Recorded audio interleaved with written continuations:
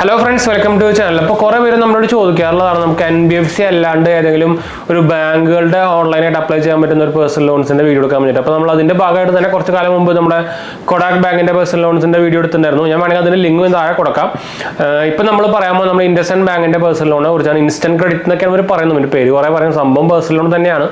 നമുക്ക് 100% ഡിജിറ്റലായി തന്നെ അപ്ലൈ ചെയ്യാവുന്ന ഒരു പേഴ്സണൽ ലോൺ എന്നൊക്കെ തന്നെ പറയാം. നല്ല അപ്രൂവൽ റേറ്റും ഉണ്ട്. അത്യാവശ്യം 700 എബോവുള്ള സിബിൽ സ്കോർ ഉള്ളവർക്കൊക്കെ ആക്ച്വലി ഇത് കിട്ടുന്നുണ്ട് കേട്ടോ. അപ്പോൾ ഇതിൻ്റെ നമ്മൾ പേഴ്സണൽ ലോൺ എടുക്കുമ്പോൾ സിബിൽ സ്കോറിൻ്റെ സംഭവം എങ്ങനെയാണെന്ന് വെച്ചാൽ നമുക്ക് നല്ല സിബിൽ സ്കോർ ഉണ്ടെങ്കിൽ നല്ല ഇൻട്രസ്റ്റ് റേറ്റ് കുറഞ്ഞ് കിട്ടും.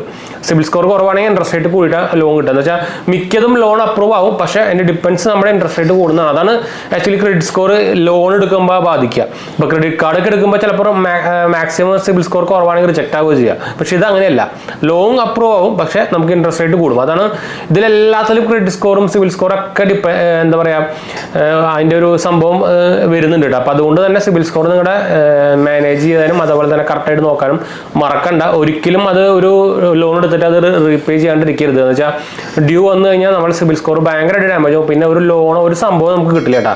ആവശ്യമുള്ളപ്പോൾ പിന്നെ ലോൺ എടുക്കാൻ പോയിട്ട് പിന്നെ അതിൻ്റെ പിന്നെ നടന്നാലും ഒന്നും കിട്ടില്ല. അങ്ങനത്തെ സ്ഥിതിയായിരിക്കും. പിന്നെ 2-3 കൊല്ലമൊക്കെ കഴിഞ്ഞാൽ അത് ആ ഹിസ്റ്ററിയിൽ നമ്മുടെ പോയിട്ടൊക്കെ വേണം പിന്നെ കിട്ടാൻ. അപ്പോൾ അത് ഭയങ്കര പുലിവലായിരിക്കും. പിന്നെ നിങ്ങളിപ്പോൾ എഡ്യൂക്കേഷൻ ലോൺ, ഇപ്പോൾ എന്താ പറയുക, ഇപ്പോൾ കാർ ലോൺ, ഹോം ലോണൊക്കെ എടുക്കാൻ പോകുമ്പോൾ നല്ല സൂപ്പറായിട്ട് പണി കിട്ടും. അപ്പോൾ ആവശ്യമുള്ളപ്പോൾ സംഭവം കിട്ടില്ല, എവിടെ നിന്നും കിട്ടില്ല. അതാണ് കുഴപ്പം. പിന്നെ വല്ല എന്താ പറയുക ഇതുപോലെ ബ്ലേഡ് പരീക്ഷയ്ക്കൊക്കെ വല്ല അവിടെ നിന്ന് എടുക്കേണ്ടി വരും. അപ്പോൾ അങ്ങനെ എടുത്തു കഴിഞ്ഞാൽ അതിൻ്റെ പുലിവലൊക്കെ നിങ്ങൾ റീസെൻ്റ്ലി കാലത്തൊക്കെ കണ്ടിട്ടുണ്ടായിരിക്കും. അപ്പോൾ എന്തായാലും നമുക്ക് ഇതിൻ്റെ വീഡിയോയിലേക്ക് പോകാം. അപ്പോൾ ഞാൻ എന്തായാലും നമ്മുടെ ഒരു റെഫറൽ ഞാൻ താഴെ കൊടുക്കുന്നുണ്ട്. നിങ്ങൾക്ക് അപ്ലൈ ചെയ്യാൻ താല്പര്യമുണ്ടെങ്കിൽ അപ്ലൈ ചെയ്യാം. അപ്പോൾ നിങ്ങൾക്ക് കിട്ടാനുള്ള ചാൻസ് കൂടുതലായിരിക്കും. ഞാൻ കുറച്ച് ഡീറ്റെയിൽസും സംഭവങ്ങളൊക്കെ ഇത് വെച്ചിട്ടുണ്ട്. ഇവരുടെ മിനിമം ഇൻട്രസ്റ്റ് റേറ്റ് എന്ന് പറയുന്നത് 10.5 കേട്ടോ. മാക്സിമം എനിക്ക് തോന്നുന്നത് 18% ആവുന്നുണ്ടെന്ന് തോന്നുന്നുണ്ട്. അത് ഞാൻ നേരത്തെ പറഞ്ഞ പോലെ തന്നെ നിങ്ങൾക്ക് സിബിൽ സ്കോർ അത്യാവശ്യം ഉണ്ടെങ്കിൽ നിങ്ങൾക്ക് ഏറ്റവും കുറഞ്ഞ് ഇൻട്രസ്റ്റ് റേറ്റിൽ കിട്ടും കേട്ടോ. 10 ലക്ഷം വരെയൊക്കെ ഒരു മാക്സിമം ലോൺ കൊടുക്കുന്നുണ്ട്. മിനിമം 30,000 കൊടുക്കുന്നത്. അതുപോലെ തന്നെ നമുക്ക് ടെനർ എന്ന് പറയുന്നത് 1 year to 6 year വരെ കിട്ടുന്നുണ്ട്. അതായത് മാക്സിമം നമുക്ക് 6 കൊല്ലം വരെ കിട്ടുന്നുണ്ട്. അപ്പോൾ അതിൻ്റെ ഗുണം എന്താ, നമുക്ക് ഇ എം ഐയുടെ എമൗണ്ട് കുറഞ്ഞ് കിട്ടും. എത്രയും ടെൻഡർ കൂടുമ്പോൾ അത്രയും EMI കുറയും. അങ്ങനെയാണ് സംഭവം. അതുപോലെ തന്നെ ഇൻട്രസ്റ്റ് റേറ്റും ഡിപ്പെൻഡ് ആണ് നമ്മൾ EMI എമൗണ്ടിന്. അപ്പോൾ ഞാൻ ജസ്റ്റ് ഒരു എക്സാമ്പിൾ പോലെ പറഞ്ഞുതരാം. നിങ്ങൾ 30,000 രൂപ നിങ്ങൾ 10.5% ഒരു കൊല്ലത്തേക്ക് ഒരെങ്കിലും എടുക്കുകയാണെങ്കിൽ നമുക്ക് EMI വരിക. ഞാൻ കാൽക്കുലേറ്റ് ചെയ്ത വരെ നമുക്ക് ആക്ച്വലി 10.5% നമുക്ക് ഇൻട്രസ്റ്റ് റേറ്റ് വരിക ആ ഒരു കൊല്ലത്തേക്ക് 1,734 രൂപയാണ് വരിക. അപ്പോൾ നിങ്ങൾ ടോട്ടൽ പേയബിൾ എമൗണ്ട് എന്ന് പറയുന്നത് 31,734 രൂപയാണ്. അപ്പോൾ അതായത് നിങ്ങൾക്ക് EMI വരിക 2,644 രൂപയാണ് ഒരു കൊല്ലത്തേക്ക് EMI വരിക കേട്ടോ. അപ്പോൾ ഈ ഒരു കൊല്ലം നിങ്ങൾ ഒരു 2 കൊല്ലമാക്കിയാണെങ്കിൽ 2,600 രൂപ പകുതി ആവും. അത് 3 കൊല്ലമാക്കുകയാണെങ്കിൽ 1,000 അതിൻ്റെ ഈ 2,600 3 കൊല്ലം. അങ്ങനെയാണ് നിങ്ങൾ EMI കാൽക്കുലേറ്റ് ചെയ്യേണ്ടത്. അപ്പോൾ അതിന് ചെറുതായിട്ടൊരു ഡിഫറൻസ് വരും. എന്താ വെച്ചാൽ ഇൻട്രസ്റ്റ് റേറ്റ് കൂടുമല്ലോ.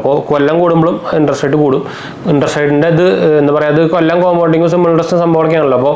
അപ്പോൾ 24 മാസം ആകുമ്പോൾ നിങ്ങൾക്ക് ചെറുതായിട്ട് ഇതിൻ്റെ പകുതിയല്ല, ജസ്റ്റ് ചെറുതായിട്ടൊന്നും കൂടും കേട്ടോ.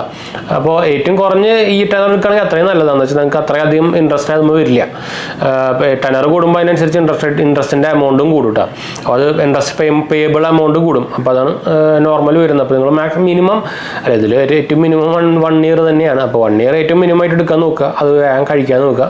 മാക്സിമം പോയി കഴിഞ്ഞാൽ 2 കൊല്ലം എടുക്കാൻ നോക്കുക. അതിൻ്റെ മുകളിൽ പോകാണ്ടിരിക്കും നല്ലത് കേട്ടോ. എന്ന് വെച്ചാൽ കാർ ലോൺ അടക്കം അവർ ഇപ്പോൾ എക്സ്പേർട്സ് പറയുന്നത് മാക്സിമം 5 കൊല്ലത്തേക്ക് എടുക്കാനാണ്. അതിൻ്റെ മുകളിൽ പോയി കഴിഞ്ഞാൽ നിങ്ങൾക്ക് വൻ നഷ്ടം. എന്ന് വെച്ചാൽ ഇതെല്ലാം ഒരു എന്താ പറയുക ഡിപ്രിഷിയേറ്റിംഗ് അസറ്റ് ആണല്ലോ. അപ്പോൾ കാർ എന്നൊക്കെ പറയുന്നതൊക്കെ ഡിപ്രിഷിയേറ്റിംഗ് അസറ്റ് ആണ്. അപ്പോൾ അതുമ്പോൾ അങ്ങനെ ലോൺ എടുത്ത് കഴിഞ്ഞാൽ നമുക്ക് 5-6 കൊല്ലം കഴിയുമ്പോൾ അതിൻ്റെ എന്തായാലും പകുതി പോലും കിട്ടില്ല തിരിച്ചു കൊടുക്കുമ്പോൾ. അതാണ് അങ്ങനെ പറയുന്നത്. അതുകൊണ്ടാണ് കേട്ടോ.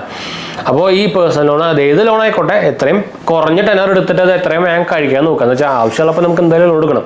അപ്പോൾ ലോൺ എടുക്കാൻ പാടില്ല എന്നൊക്കെ പറഞ്ഞിട്ട് കാര്യമില്ല. ആവശ്യം വരുമ്പോൾ നമുക്ക് എന്തായാലും ലോൺ എടുക്കേണ്ടി വരും. അപ്പോൾ അതുകൊണ്ടാണ് ഞാൻ പറഞ്ഞത്. എലിജിബിലിറ്റി ക്രൈറ്റീരിയ വരുന്നത് 21 ഏജ് എബോവ് ആണ് അവർ പറയുന്നത്. മാക്സിമം 60 ഏജ് ആണ് പറയുന്നത് കേട്ടോ. മന്ത്ലി ഇൻകം ഇവർ ആക്ച്വലി പറയുന്നത് 20+ ഒക്കെയാണ്. പക്ഷേ 15 എബോവ് ഉള്ളവർക്കൊക്കെ കിട്ടുന്നുണ്ട്, ഈ സൈഡ് കിട്ടുന്നുണ്ട്. പിന്നെ ഇതിലൊരു കുഴപ്പം എന്താ വെച്ചാൽ പിൻകോഡ് ചില സമയത്ത് ഇതുപോലെ ക്രെഡിറ്റ് കാർഡിനെ പോലെ നോക്കുന്നുണ്ട്. അപ്പോൾ പിൻകോഡ് സർവീസുകൾ അല്ലെങ്കിൽ നിങ്ങളുടെ എന്താ പറയുക ആധാറിലത്തെ പിൻകോഡ് സർവീസ് അല്ലെങ്കിൽ ചില സമയത്ത് റിജക്റ്റ് ആവുന്നുണ്ട്. അത് ഈ ഇൻഡസ്ഇൻഡ് ബാങ്കിൻ്റെ എല്ലാ സംഭവത്തിനും കുഴപ്പമുണ്ട്. എന്ന് വെച്ചാൽ ക്രെഡിറ്റ് കാർഡിനും ഉണ്ട്, അങ്ങനെ കുഴപ്പം ഇവർക്ക് ഉണ്ട്. എന്ന് വെച്ചാൽ അല്ലെങ്കിൽ ഇവരെ ക്രെഡിറ്റ് കാർഡ് സൂപ്പറായിട്ട് അപ്രൂവ് ആവേണ്ടതാണ്. അപ്പോൾ ഈ പിൻകോഡ് ഇഷ്യൂ വരുന്ന കാരണം ഈ സാധനം മെജോറിറ്റി ആൾക്കാർക്കും അപ്രൂവ് ആവുന്നില്ല. അങ്ങനെ കുഴപ്പം വരുന്നുണ്ട് കേട്ടോ. പിന്നെ നമ്മൾ കറണ്ട് റെസിഡൻസിൽ മിനിമം 1 ഇയർ എങ്കിലും താമസിച്ചിരിക്കണം. നമ്മുടെ അഡ്രസ്സ് കൊടുക്കണമല്ലോ അതിൽ കേട്ടോ, അത് മറക്കരുത്. പിന്നെ സാലറിഡ് എംപ്ലോയർക്ക് ചിലപ്പോൾ നിങ്ങൾക്ക് ഡോക്യുമെന്റ്സ് ചോദിച്ചേക്കാം. ഡ്രൈവിംഗ് ലൈസൻസ് അല്ലെങ്കിൽ passport, voter ID, Aadhaar card, pan card അതിലോട്ട് മതി. പിന്നെ KYC, ചിലപ്പോൾ നിങ്ങൾക്ക് 3 months സാലറി സ്ലിപ്പ് അല്ലെങ്കിൽ 3 months സാലറി സ്റ്റേറ്റ്മെന്റ് ചോദിച്ചേക്കാം കേട്ടോ. അല്ലെങ്കിൽ നിങ്ങൾക്ക് ബാങ്കിങ്ങിന്റെ 3 മാസത്തെ സാലറി ക്രെഡിറ്റ് സ്റ്റേറ്റ്മെന്റ് കൊടുത്താലും മതി. അപ്പോൾ ഇവർക്ക് കുറേ ടൈപ്പ് ലോൺസുകളുണ്ട്. Personal loans for education, personal loans for travel, personal loans for medical expense, personal loan for ഡെപ്റ്റ് കൺസോൾട്ടേഷൻ, അതായത് നിങ്ങൾക്ക് എന്തെങ്കിലും കടക്കുണ്ടെങ്കിൽ അത് വീട്ടാനുള്ള personal loan, personal loan for home renovation, പിന്നെ പേഴ്സണൽ ലോൺ ഫോർ വെഡ്ഡിങ്. അത് അവർ ചോദിക്കും. നമ്മളിത് അപ്ലൈ ചെയ്യുമ്പോൾ നമ്മുടെ പർപ്പസ് എന്താ, നമ്മൾ എത്ര ലോൺ എമൗണ്ടാണ് ഉദ്ദേശിക്കുന്നത്. ഇതിൽ ആക്ച്വലി 4 സ്റ്റെപ്പേ ഉള്ളൂ നമുക്ക് അപ്ലൈ ചെയ്യാൻ. ഞാൻ എന്തായാലും നേരത്തെ പറഞ്ഞ പോലെ തന്നെ നമ്മുടെ ലിങ്ക് ഞാൻ താഴെ കൊടുക്കുന്നുണ്ട്. അപ്ലൈ ചെയ്യാൻ മറക്കണ്ട കേട്ടോ. ആ ലിങ്ക് പോയി കഴിഞ്ഞാൽ നിങ്ങൾക്ക് ഡയറക്റ്റ് ഇൻഡസ്ഇൻഡ് ബാങ്കിന്റെ സൈറ്റിലേക്ക് പോകുക. അതിൽ നിങ്ങളുടെ ഡീറ്റെയിൽസ് കൊടുക്കുക, ആധാർ നമ്പർ, പാൻ കാർഡ് സംഭവങ്ങളൊക്കെ കൊടുക്കുക, എത്ര ലോൺ എമൗണ്ടാണ് വേണ്ടത്, നമുക്ക് എന്തിനാണ് വേണ്ടതെന്നൊക്കെ ഡീറ്റെയിൽ ആയിട്ട് കൊടുക്കുക. അപ്പോൾ അതിനുശേഷം ഇവർ നമുക്കൊരു ഓഫർ കാണിക്കും. അപ്പോൾ എലിജിബിൾ ആണെങ്കിൽ നമുക്ക് ഓഫർ കാണിക്കും, എലിജിബിൾ അല്ലെങ്കിൽ പിന്നെ ഓൾറെഡി കാണിക്കുന്നത്. അപ്പോൾ എലിജിബിൾ ആണെങ്കിൽ നിങ്ങൾ ആ ഓഫർ സെലക്ട് ചെയ്യുക, നിങ്ങൾക്ക് എത്ര എമൗണ്ടാണ് വേണ്ടത് അത് സെലക്ട് ചെയ്ത് കൊടുക്കുക. അതിനുശേഷം നമുക്കൊരു വീഡിയോ KYC ഉണ്ടായിരിക്കും. അതിനുശേഷം റീപേയ്മെന്റ് സെറ്റ് ചെയ്യണം, അതായത് ഇമെയിൽ സെറ്റ് ചെയ്യണം. അത് നിങ്ങൾക്കറിയായിരിക്കും നമ്മുടെ അക്കൗണ്ടിൽ നിന്ന് ഓട്ടോമാറ്റിക്കലി ഇമെയിൽ ഡെബിറ്റ് ചെയ്യാനുള്ള സംഭവമാണ് ഇമെയിൽ എന്ന് പറയുന്നത്. അപ്പോൾ ഇമെയിൽ നമുക്ക് വേണമെങ്കിൽ ഡെബിറ്റ് കാർഡ് വഴിയും ചെയ്യാം, നെറ്റ് ബാങ്കിങ് വഴിയും ചെയ്യാം. അവരുടെ സൈറ്റ് തുടങ്ങി ചെയ്താൽ മതി. അത് സേഫ് തന്നെയാണ്. എല്ലാം 256 ബിറ്റ് എൻക്രിപ്റ്റഡ് സൈറ്റ്, എല്ലാം ബാങ്കിന്റെ സൈറ്റ് തന്നെയാണ് കേട്ടോ. അപ്പോൾ അത് എൻക്രിപ്റ്റഡ് ആണ്, അത് നിങ്ങൾ പേടിക്കേണ്ട. അതിൽ നിന്ന് ചിലപ്പോൾ ഈ ഇമെയിൽ ചെയ്യുമ്പോൾ നമ്മുടെ നെറ്റ് ബാങ്കിങ് പാസ്വേഡ് അടിച്ചു കൊടുക്കാനും അതുപോലെ തന്നെ ഡെബിറ്റ് കാർഡ് നമ്പർ അടിച്ചു കൊടുക്കാനൊക്കെ പറയും. അപ്പോൾ അത് ഡയറക്റ്റ് ബാങ്കിന്റെ സൈറ്റിൽ കൂടെയാണ് പോകുക. അങ്ങനെയാണെങ്കിൽ നിങ്ങൾ ധൈര്യമായിട്ട് അടിച്ചു കൊടുക്കാൻ വേറെ കുഴപ്പമില്ല. വേറെ സെപ്പറേറ്റ് സംഭവത്തിലൊന്നും പോയി അടിച്ചു കൊടുക്കരുത്. അത് കുറേ പേര് നമ്മൾ ചോദിക്കുന്നതാണ്. അപ്പോൾ ഇത് കഴിഞ്ഞാൽ നമുക്ക് ആ എമൗണ്ട് നമ്മുടെ അക്കൗണ്ടിലേക്ക് ക്രെഡിറ്റ് ആവും. ഒരു മാക്സിമം പറയുന്നത് 5 വർക്കിംഗ് ഡേയ്സ് ആണ്. അതിനുള്ളിൽ ചിലപ്പോൾ ചിലതിൽ നമുക്ക് ചിലത് മണിക്കൂറിൽ കിട്ടും, ചിലത് കുറച്ച് മിനിറ്റ്സുകളിൽ കിട്ടും, ചിലത് ഒരു ദിവസങ്ങളിൽ കിട്ടും. ഡിപ്പെൻസ് അപ്പോൾ നമ്മുടെ എന്താ പറയുക സെർവറിന്റെ ട്രാഫിക് അനുസരിച്ചായിരിക്കും. മാക്സിമം ഒരു പറയുന്നത് 5 വർക്കിംഗ് ഡേയ്സ് ആണ് കേട്ടോ. അതെല്ലാം അങ്ങനെ തന്നെയാണ്. ഏത് ബാങ്കിന്റെ ലോൺ എടുത്താലും NBFC എടുത്താലും അങ്ങനെ തന്നെയാണ്. ചിലത് പെട്ടെന്ന് ക്രെഡിറ്റ് ആവും, ചിലത് നമുക്ക് വരുന്ന ബാങ്കിന്റെ സെർവറിന് ഡിപ്പെൻഡ് ആണ്. അപ്പോൾ രണ്ടിന്റെയും സെർവർ നമ്മുടെ കാലിയാണെങ്കിൽ പെട്ടെന്ന് ക്രെഡിറ്റ് ആയിട്ട് കിട്ടും കേട്ടോ. അപ്പോൾ ഇതാണ് സംഭവം. നിങ്ങൾക്ക് ഇവരുടെ ഡീറ്റെയിൽസ് സംഭവങ്ങളൊക്കെ ബാങ്കിന്റെ സൈറ്റിൽ പോയി കഴിഞ്ഞാലും അതുപോലെ തന്നെ ആപ്പിലൊക്കെ കാണാൻ പറ്റും. റീപേയ്മെന്റ് ഞാൻ പറഞ്ഞല്ലോ ഓട്ടോ ഡെബിറ്റ് ആണ്. അപ്പോൾ നിങ്ങൾ സെപ്പറേറ്റ് അടയ്ക്കാനൊന്നും നിൽക്കേണ്ട, ഓട്ടോമാറ്റിക്കലി ഡെബിറ്റ് ആയി പോയിക്കോളും.